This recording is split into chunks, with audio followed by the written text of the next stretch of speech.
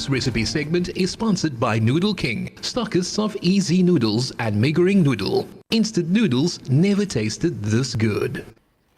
Assalamu alaikum wa rahmatullahi wa barakatuh. As you've heard, it's time for our recipe segment. And of course, I know lots of you are sitting with your pens and papers wanting to take down today's recipe. But I want to introduce to you who's in studio with me today. And that's, of course, Sumaya Gasnola, owner at Sumaya's Halaal Asian Kitchen. Then I'm also joined in studio with me today. And that is with Hakima Petersen. And she's doing a bit of shadowing over at the Voice of the Cape for the next few days, inshallah. And so anybody that's visiting is part of the family. So she's in studio with me today, alhamdulillah. But welcome to both of you ladies. Let's start off with you, Aunt Sumaya. How are you doing? Assalamu alaikum. Wa alaikum salam wa rahmatullahi wa barakatuh. Alhamdulillah, I'm good. Good, alhamdulillah. And you know, it's so nice to now finally have people in studio. For so long, we were just doing telephonic link-ups because of COVID. And so it's nice to see the face and to have this kind of interaction. So I'm always really excited when you guest in studio.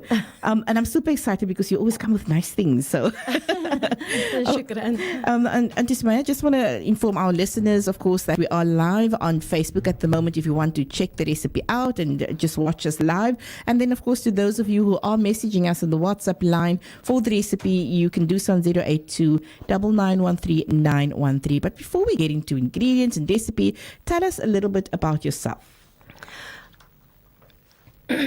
Marv. Okay, like I said the last time, my passion for cooking came way back when I was a teenager. My mother was an absolute amazing cook. Mm-hmm. She didn't do baking so much, but she loved cooking, and she was very, very passionate about her cooking. And also, like I said previously, she used to use only everything fresh. The garlic must be fresh, the ginger must be fresh, the chilies must be fresh. So today, when I cook and I don't have those three ingredients, I rather not cook. Okay, so the key here is obviously the fresh ingredients. Oh, yes. We spoke about this last time as well. Yes, that's right. And then when did your business start? Well, I had, I have to rectify you on this. I don't have a business at the moment. Mm-hmm. I used to have, but 13 years ago, actually nearly 14, I was diagnosed with rheumatoid arthritis as well as fibromyalgia and osteoarthritis. And then I also suffered a heart attack.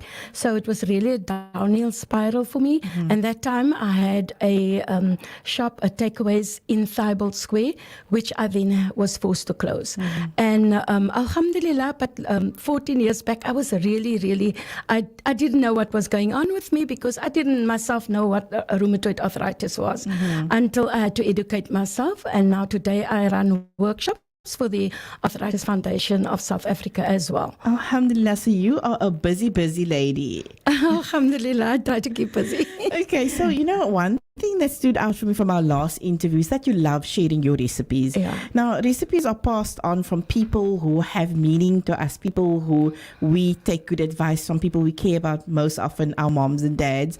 Tell us why you love sharing such recipes that mean so much to you. Because I feel that sharing is caring, and I don't want to go to my grave one day with my recipes and nobody's going to make use of that, you know. So for me, the more I can give to someone, why not? Alhamdulillah. And if they love the recipes, I always. But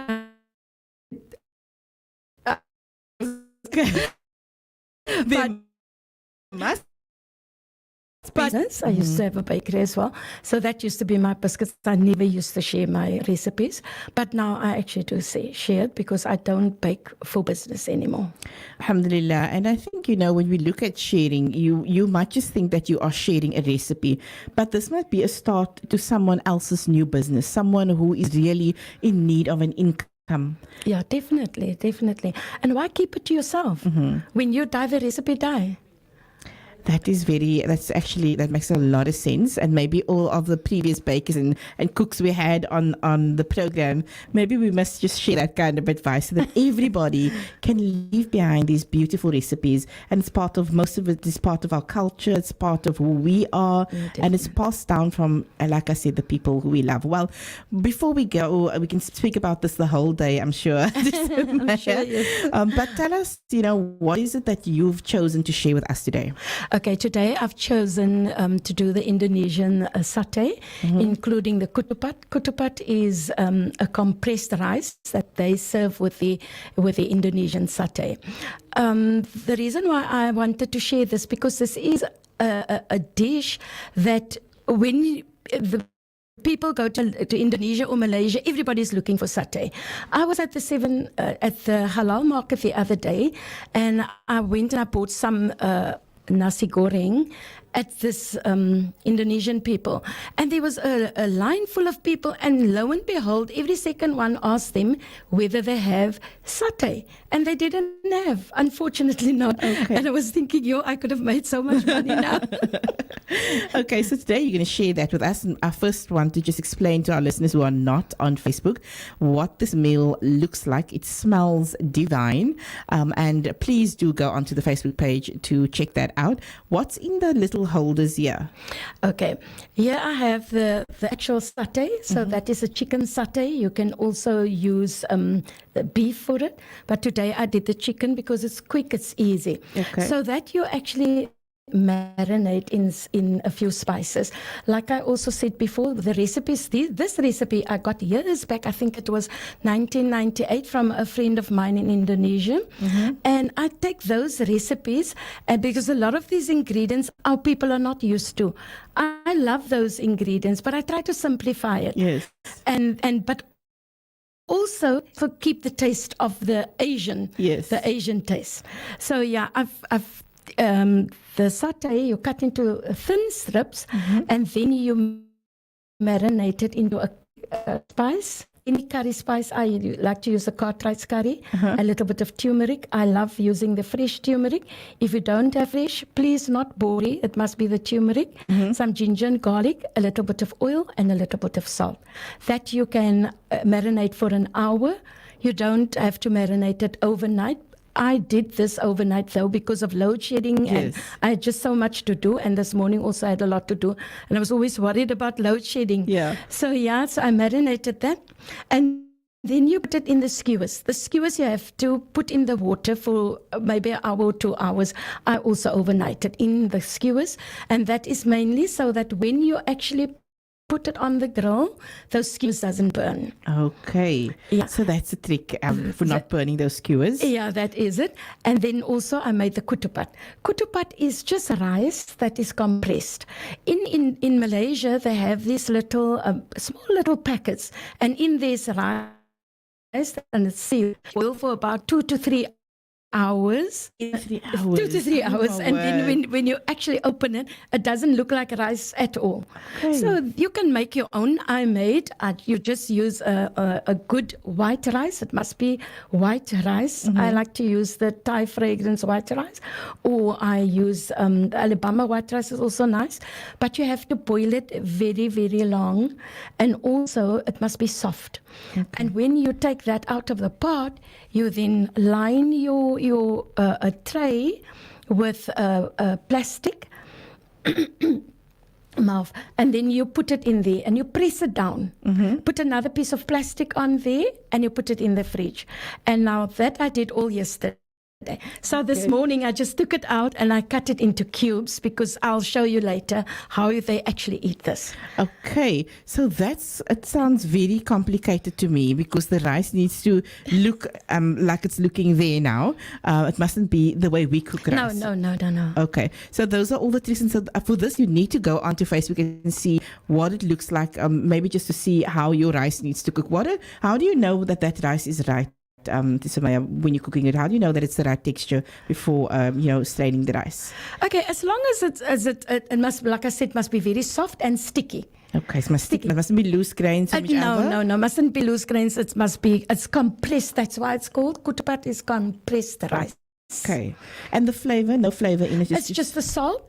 They do put in a little bit of vinegar when they boil it. I have done that, and I find that it's really not necessary. It comes out the same. Okay. Doesn't taste any different. So, like I said, I simplify the recipes for our need. Okay, so now we've got what is the name again? It's kutupat. Kutupat, compressed rice. And so now we've got we move on to the other two tubs of sauce there, and I see there's some cucumbers as well. Tell us about that. Okay, the peanut sauce is actually the sauce that they take this chicken. They put a piece of those kutupat on there and they dip it in the peanut sauce. The peanut sauce must be nice and warm.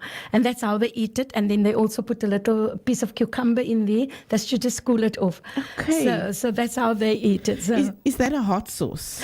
it must be hot. It's not hot now because, I came now. No, I'm but thinking like a hot taste. You can actually adjust it according to your taste. And how does one I make didn't that? make it very hot because why I know our people doesn't like too hot. So I didn't make it very hot. I made it a little bit mild, but it's supposed to be hot. My son-in-law likes it very hot. Okay. So that's what goes into that sauce. Okay. In that sauce is the Thai red curry paste. I prefer the suri make. That is actually a very nice paste. A little bit of oil. So you take your oil, you put it in your pot, and you put your Thai red curry paste in there. You just move it around a little bit until the oil starts to get through. And then you add your coconut milk or coconut cream. I love the cream because it has a more richness to it. So I always use the cream, but the coconut milk is perfectly fine. A little bit of sugar, a little bit of peanut butter, and also crushed peanuts. And if you use the peanuts and it's salty, don't add salt. But also the fish sauce, a little bit of fish sauce goes in there, that also has salt.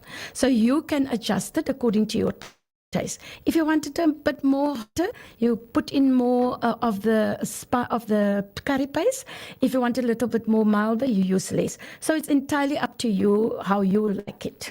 And definitely making it your own as well with regards to the measurements that goes in, like you said. Yes, that you just throw in and you adjust it according to your taste. Okay. So I also want to ask, it's a holiday period. How long does this meal take to make? Because that's the one thing that people want to know is how long do I need to be in the kitchen, especially in the heat? Oh my word, this takes so quick. You know how long it takes rice to boil? Yeah. You know, that doesn't take long.